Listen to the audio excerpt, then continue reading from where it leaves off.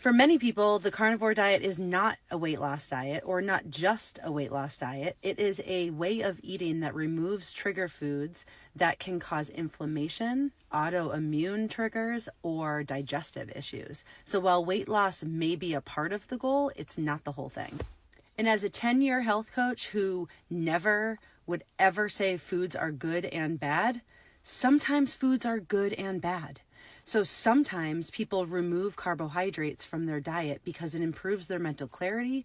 It removes triggers for what I just mentioned, autoimmune and digestive triggers. And others completely don't need to and thrive on a super balanced diet, including carbohydrates. Not to mention the fact that removing carbs completely can have a transformative effect for people. By removing the spikes and the dips of blood sugar ups and downs, by having your blood sugar be stable, by helping you increase insulin sensitivity, all of these things plus mental clarity, focus. And for people with food addiction, keeping carbs in your diet and trying for 40 years to moderate them because everyone said you have to moderate them because they're a food. We don't need carbohydrates in our diet, first off. It is a non-essential macronutrient. Some people with food addiction have to completely remove carbs, especially refined carbs, can trigger your brain's reward system and make you wanting more and more and more. And when you're eating more and more and more, you're actually not getting the nutrients for your overall rest of your health. And so metabolic health suffers. So when you completely remove the trigger, you break the cycle and you're able to regain control over your eating habits again. And let's not also forget that some people are predisposed to be more sensitive to carbohydrates and cravings. And so when you are telling somebody that they need to moderate carbohydrates, believe me, I have done this for 10 years. When you are telling someone to moderate carbohydrates and they are unable to physiologically, that is torture.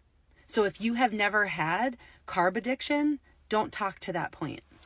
To me, this is synonymous with having one child who, when they have a little bit of screen time, they're happy giving you their iPad back and they're like, yeah, I'm going to go run outside.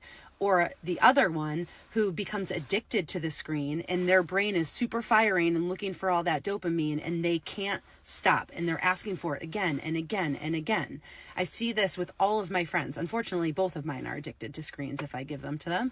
But that is like saying to that child whose brain is firing, you could just have 5 minutes every day. Sometimes as a parent, we need to actually say, sorry, we don't do screen time on school days. We can get a little on the weekend and we can moderate it on the weekends, and I'll work really hard to set up parameters to help you do that. But that is somebody managing that for them.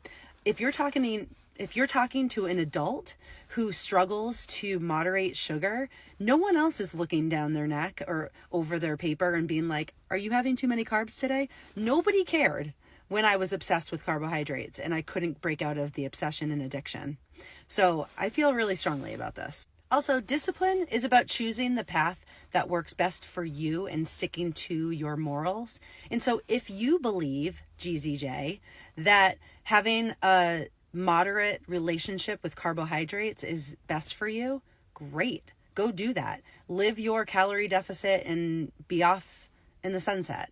But for other people, to do it differently does not make them lazy. It makes them disciplined in their own customized, personalized approach, because I would trust that they know themselves more than you know them. Diet choices are personal, and what works for one person does not work for another. And that is why I am a carnivore and I promote the carnivore lifestyle for the people it makes sense for, but it does not have to be the same way for everybody. Do you think everybody in my life, just because I live and breathe carnivore, is a carnivore? Absolutely not. My family, who I live with, included. So let's let everybody find their path, be respectful of each other, and move on.